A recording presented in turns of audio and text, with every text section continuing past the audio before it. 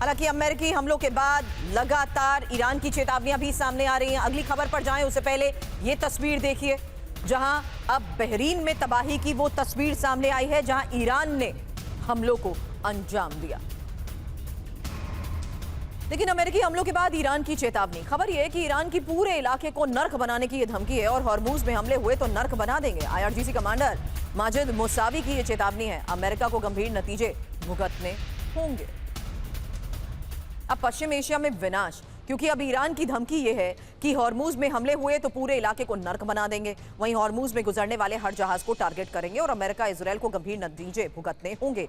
ये आईआरजीसी के कमांडर की तरफ से, माजिद मुसावी की तरफ से कहा गया, जिसका मतलब यह है कि ईरान अमेरिका और इजरायल के सामने सरेंडर नहीं करने वाला है और ईरान अपनी शर्तों पर ही अमेरिका के साथ समझौता करेगा। एक जल्द आखिर में एक सवाल आपसे दत्ता सर ले रही हूं, क्या वाकई अमेरिका की इस प्रेशर टैक्टिक्स का कोई असर नहीं हुआ है कि अब ईरान भी पूरे स्तर पर स्ट्रेट ऑफ हॉर्मूज को ब्लॉक कर चुका है और बहुत हद तक अमेरिका पर दबाव बनाने में कामयाब रहा है? जी बिल्कुल, इसमें कोई शक नहीं कि ईरान अमेरिका के ऊपर दबाव बनाने को में कामयाबी उसको हासिल हुई है। क्योंकि आप ये देखिए, हमेशा पहल जो वार्ताओं की है वो ट्रंप एडमिनिस्ट्रेशन से आती है। बिल्कुल। ईरान ने हमेशा कहा है कि हम वार्ता के लिए तैयार हैं, लेकिन उसके अपने मुद्दे हैं और शर्तें हैं। जी। अमेरिका उसके ऊपर ये दबाव डाल रहा है कि साहब आप जितना भी संवर्धित आपके पास यूरेनियम है उसको आप हमें सरेंडर कर दें, जो ईरान कभी नहीं मानेगा। तो ये और स्ट्रेट ऑफ हॉर्मुज से जिस तरह से वल्नरेबिलिटीज को वो एनकैश कर रहा है, ये बताता है कि किस तरह से अमेरिका के ऊपर प्रेशर है। क्योंकि अमेरिका चाह के भी स्ट्रेट ऑफ हॉर्मुज को खोलने में कामयाब नहीं रहा है। क्योंकि अगर वो इस ऑपरेशन को अंडरटेक करता है तो पहले तो ये बड़ा कैजुअलिटी इंटेंसिव होगा।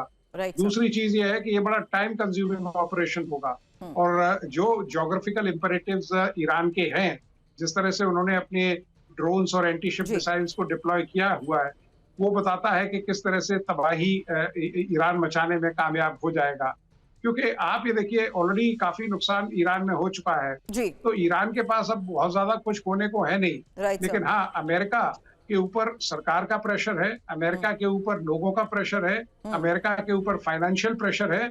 और जो अमेरिका के एलाइज हैं अधिकांश, वो करीब मतलब उसके बहुत ज्यादा साथ देने में अपनी जो समर्थता है उसको व्यक्त नहीं कर पा रहे हैं।